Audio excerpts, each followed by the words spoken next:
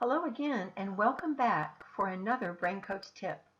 I'm Jan Bedell, the Little Giant Steps Brain Coach. Thank you for spending your valuable time here at Brain Coach Tips. Unfortunately, there are more and more families needing this kind of help for their children to function better in life, as well as academically. Study the NeuroDevelopmental Approach for life so you can be equipped to reverse this curse of learning struggles and rampant labeling of our children. You can hold the key to releasing your family's full potential. It's never too late to help a person's brain work better. There's hope for change. Please share this website, braincoachtips.com, with someone you know. You just never know when you will be answered prayer for someone you don't even know is struggling. The reason I named this podcast and referred to it as 911 is some of you are finding yourself in the reality that you need to homeschool your child that seems to have unique learning needs that aren't being met in public and private school. Maybe you've even noticed that the anxiety level has gone way down since the summer, and you really have to keep that going for them. Whether this idea has come upon you suddenly or has been brewing for a long time, the idea is often met with a large array of emotions. In fact, help may be your first response. Other emotions and thoughts may run rampant, from I'm scared, what if I mess things up, can I do this, I can't, it's too hard, maybe this job is for professionals, at least that's what they tell me, I have to homeschool as the system is failing my child, I don't have the knowledge, I can figure this out, God is calling me to do this. This is the best thing for my child as he is so stressed in those other environments. These are all natural feelings, and things may go from positive to negative or through all of these scenarios in 30 minutes or so.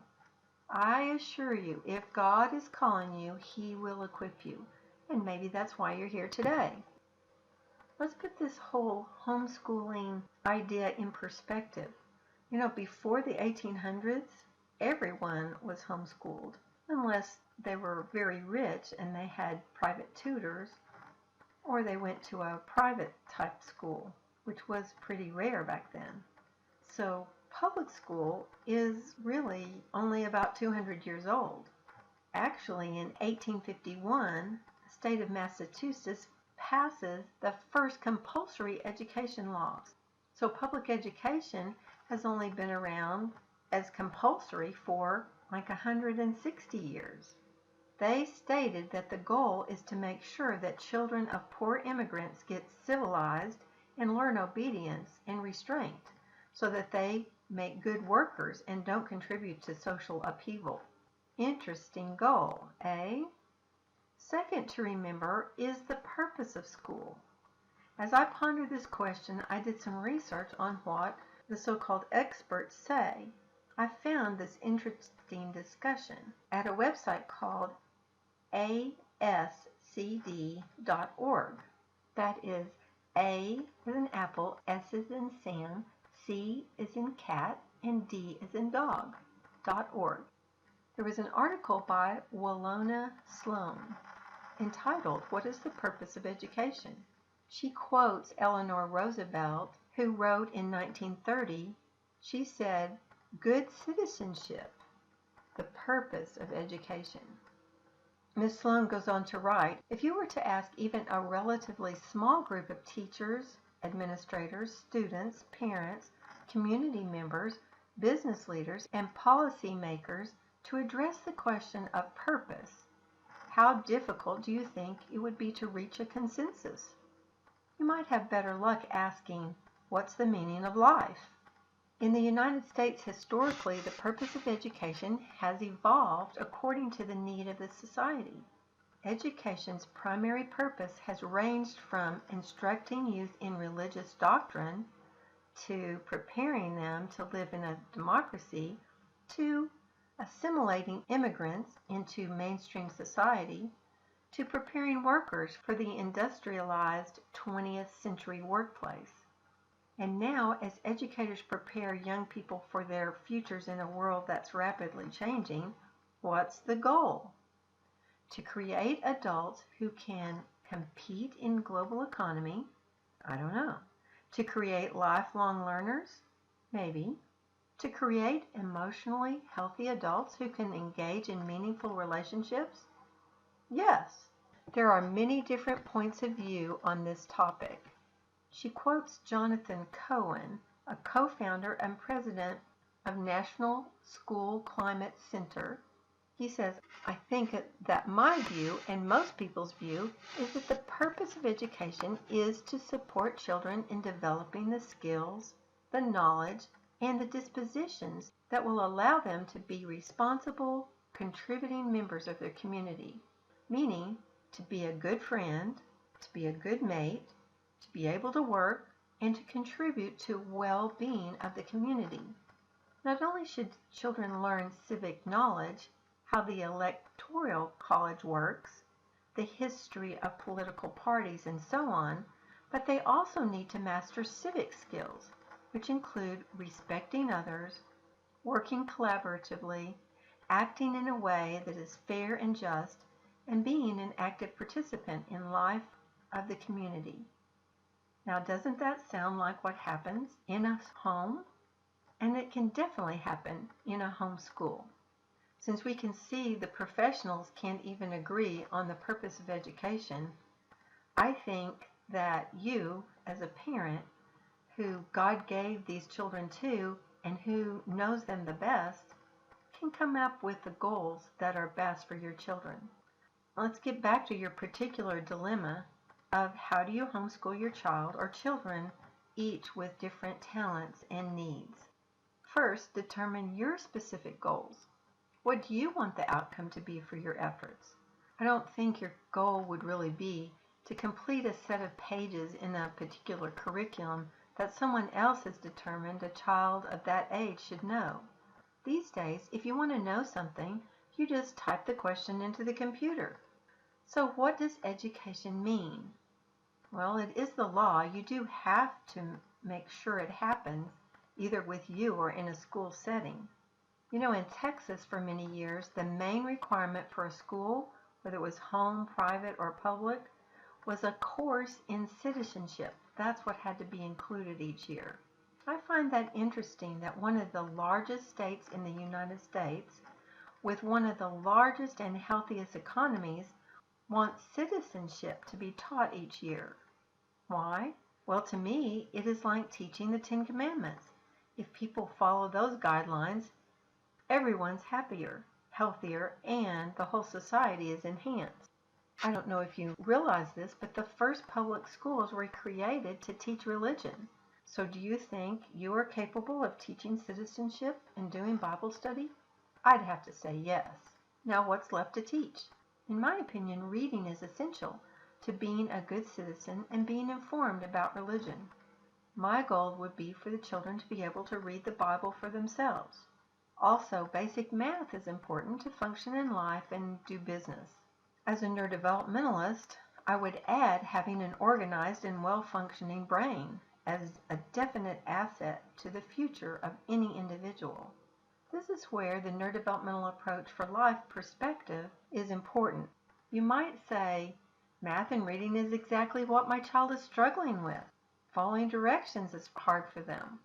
They can't stay on task and everything is disorganized around them. There are a number of previous Brain Coach Tip podcasts on each of these subjects, so I encourage you to review some of them. This is also an area where Little Giant Steps can offer some specific help. We have programs to make overall function easier and techniques to get math and reading skills up to grade level for most students. On average, individuals make a year's progress every 4 to 6 months in math and reading. This type of increased function is not achieved by a reading or math curriculum. It happens when the brain functions better. Looking at the root cause of the struggles instead of just trying harder with a curriculum is really the answer. I have personal experience with this. My daughter, Janae, was 15 and reading at the first grade level. This is after 5 years of homeschool, private school before that, and public school as well. We were all doing the traditional approach of teaching reading. She knew all 70 phonograms and the multiple sounds of each of those phonograms as well. But she could not hold those pieces together to be able to read more complex words past about 3-letter words. Now, I could have kept trying to go down that route without much success, or I could have done what God led me to do, and that is help her processing be better so she can hold the pieces together and get her brain organized so that she could understand what she was reading. So if you have a child that's 7 years old or older, I would recommend starting with something like Developmental Foundations. Now, this is not for everyone. It's not going to take care of autism or someone that has syndromes. But if there's learning struggles, if there's labels like ADD and dyslexia, this is a really good first step for that. Just like curriculum that you purchase for a subject equips you to teach that subject, the Developmental Foundations equips you to help your child's brain work better. The activities outlined in Developmental Foundations help to create new pathways in the brain so it functions better. You can get more information about the wide range of neurodevelopmental brain training addressed by this product if you go to littlegiantsteps.com/DF. That's littlegiantsteps.com, D for developmental, F for foundations. If you think you would like or need more individualized help, you can look at our Jumpstart program for children that are 6 and under, or the program called Advanced Brain Training for those that are 7 and older. Because of our 25 years experience in this field, we're able to offer targeted activities individualized for your child based on the information you give us through an extensive history form.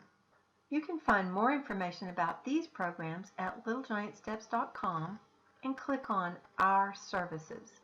You will also find an option on our services page for an in-person evaluation, where a trained neurodevelopmentalist does an extensive academic and developmental assessment, and together with your input, since you are the expert on the child, an individualized plan is given to you.